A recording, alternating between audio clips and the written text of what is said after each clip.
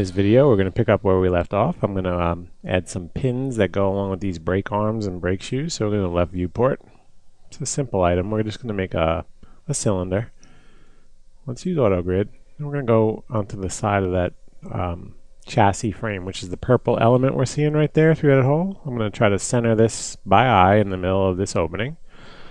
I'm going to left click and I'm going to drag that out. Go to perspective with the P key. Okay, and I'm going to get the move tool. I'm going to just pull this out here. I'm going to give it some depth. Now I'm not sure that that's actually what's happening, but I just wanted to reach the frame for now just so I know that'll work. And we don't need height segments. Let's right click, convert to editable poly. Grab that end polygon, up to selection. Let's control click on edge and let's chamfer that. And right click the value, and then let's just slowly, I'm clicking one by one to change the value rather than dragging, and that looks good. I'm going to say OK. Let's give that a name like pivot rod 01, another made up name. But it makes sense to me, and down the road it's going to be so well organized, this file, because of the way we have the layers and the selection sets and things. That's not worrisome. So we're going to take this now and we're going to shift and drag this whole object down as a copy because the scale needs to be changed. Zoom in with the Z key.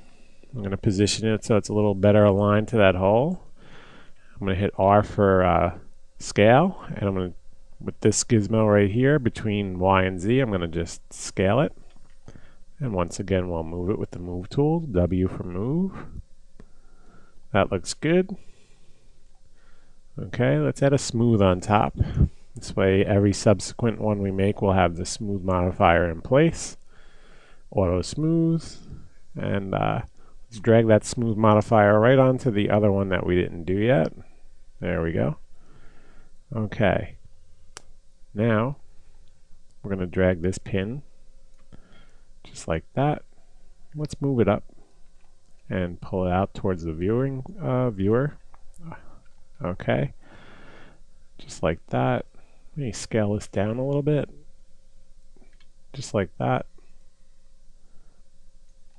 There we go. That pin's a little long because I don't think it should be going all the way back to the frame. So if you want to, let's grab some verts at the back side here. With your move tool, moving forward just like that. Back up to the top of the stack. And there we go. So now it looks pretty good. What we're going to do is we're going to grab this pin again. And I'm going to shift and drag it out as a copy.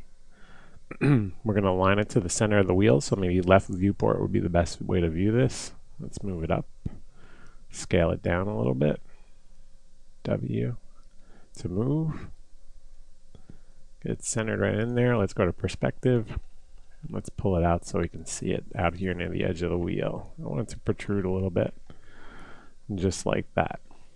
So now we have these pins in place. I'm going to pause the video in a second. I expect that you'll take that axle pin here and put it inside each wheel the way we just did, and also that you'll clone this brake arm along the front of every wheel. So I'm going to leave that to you in the next exercise. When I come back, that will be in place. And I think for the next section, we're going to make these little up and down pieces. They're like little loops that kind of lock onto these leaf springs in the chassis. So I'm going to pause the video.